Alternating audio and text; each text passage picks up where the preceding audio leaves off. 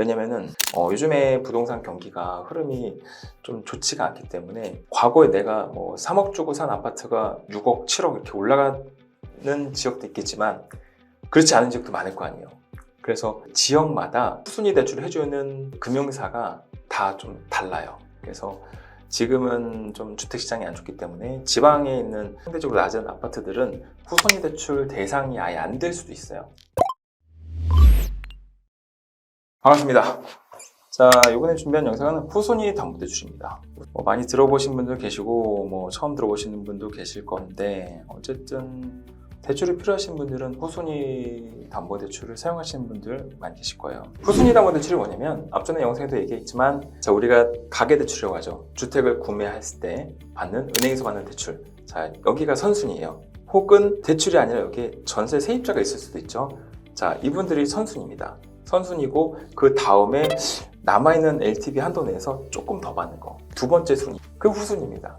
간단한 원리죠. 그래서 후순위 담보대출에서 오늘 좀 내용을 설명을 해드릴 거예요. 자, 후순위 담보대출을 어디에서 취급하냐? 1금융, 2금융, 비금융 다 취급합니다.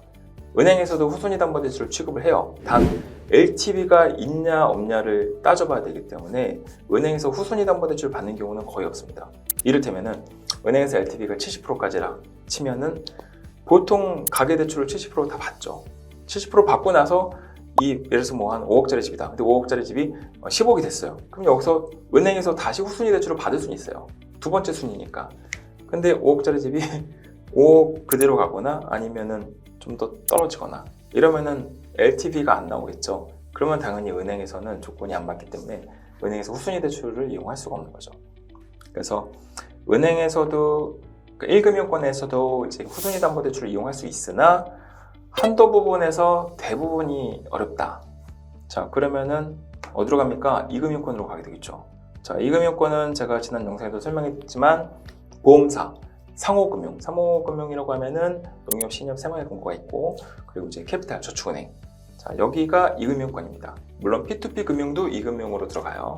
자, 이걸 누가 많이 쓰냐면 사업하시는 분들 많이 씁니다. 자영업자분들. 그래서 내가 작은 개인 사업자를 하고 있거나 아니면 좀 법인 사업을 하고 있다. 그래서 그런 분들께서 주택을 담보로 추가 자금을 이용할 때 후순위 대출을 많이 이용하시죠.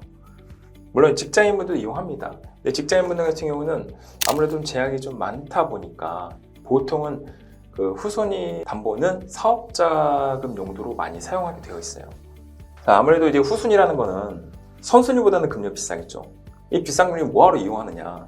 그러니까 신용대출 같은 경우는 이제 은행에서 빌릴 수도 있고 특히 사업하시는 분들은 정책자금 많이 이용하시잖아요. 신용보증기금이라든가 기술보증기금에서 보증서를 담보로 은행에서 대출 받으신단 말이죠. 그걸 받고 그래도 부족하다, 아니 좀 어렵다 하면은 캐피탈이라든가 카드론도 쓰시고 이렇게 좀 자금을 많이 이용하시는 경우가 있죠. 물론 그러면 안 되지만 어쨌든 사업을 운영하시다 보면 대출을 쓸 거 아닙니까? 그렇게 내 신용과 뭔가 이런 정책을 담보로 한 대출도 다 썼다 했는데도 불구하고 돈이 부족해. 그런 경우는 신용대출을 알아봐도 안 나오는 경우가 있어요. 그러면 내가 갖고 있는 집을 담보로 해서 후순위라도 받자 하는 분들이 계시죠. 물론 이 주택의 담보 가치가 여유가 있으면 물론 이제 원하시는 만큼 받을 수는 있겠지만 그 담보 가치가 좀 떨어졌거나 아니면 기존에 받은 대출 규모가 너무 크다. 그러면 후순위 대출도 안 나올 수가 있습니다. 어쨌든 그 후순위 담보 대출을 이제 그런 경우 많이 이용하시기도 하고 이런 경우도 있어요. 은행에서 가계대출 규제가 강화되어 있잖아요. 특히 DSR 규제. 내가 주택 가격이 조금 높은 가격의 주택을 구매를 하거나 아니면 구매를 해서 내가 살고 있어요. 근데 은행에서는 DSR 규제 때문에 내가 많이는 못 받았는데 이 LTV가 여유가 있단 말이죠. 그런 경우는 조금 더 이용하시고 싶으신 분들도 계실 거 아닙니까? 이런 경우는 후순위 대출을 이용하는 거죠. 즉 은행에서 더 안 나올 때 받는 경우가 많아요. 은행에서 더 안 나오면 어디로 가야 돼요? 2금융권으로 가야죠. 보험사도 있고 저축은행, 캐피탈, 상호금융 이런 쪽을 통해서 이용을 하는 겁니다. 후순위 담보 대출 같은 경우는 이제 주택을 담보로 하는 대출이기 때문에 아무래도 이제 일반 가계대출과 마찬가지로 서류가 좀 많이 들어가고 대출을 실행하는 데까지는 시간이 조금 걸려요.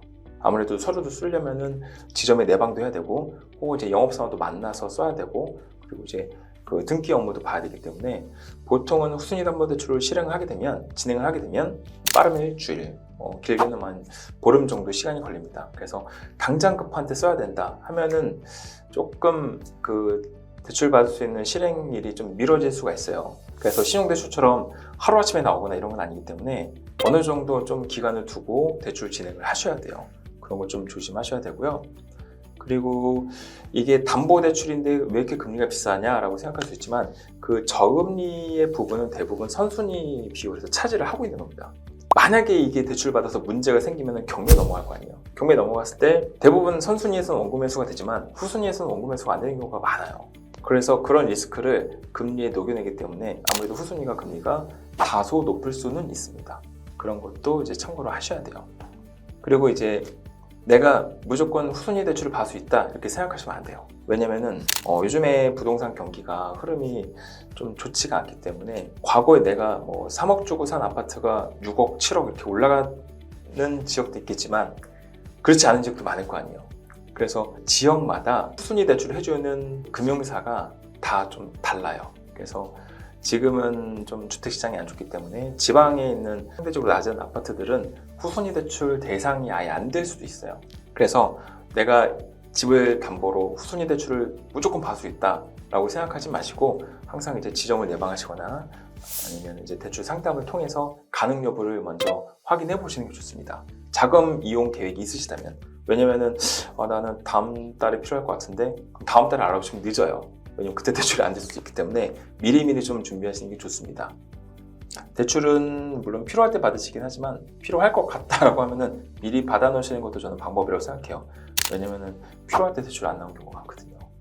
그러면은 이거를 언제 사용하시면 좋냐? 당연히 사업하시는 분들 사용하시면 좋고요. 그리고 후순위담보대출 같은 경우는 DSR 규제가 좀 덜한 이금융권이라든가 아니면 P2P 금융을 이용하기 때문에 투자 목적으로도 많이 이용하십니다. 요즘 투자가 좀 위험하죠. 다들 차주별로 선택을 하셔야 되겠지만 어쨌든 이거에 대한 자금 활용 목적은 다양하게 있으니까.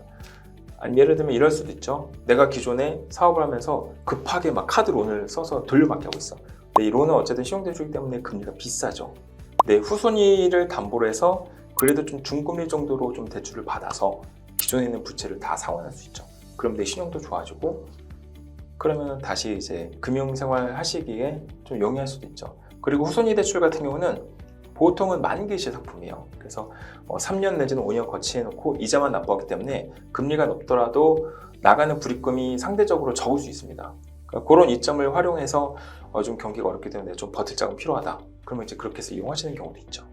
자, 그리고 사업하시다 보면은 정신이 없잖아요. 그래서 세금도 미납될 때도 있고 가끔 국민연금이나 이런 거 연체될 수도 있고, 그리고 이제 의료보험료 같은 거 연체되는 경우 있잖아요. 그러면 이제 가압류나 이런 거 압류가 되는 경우가 있어요.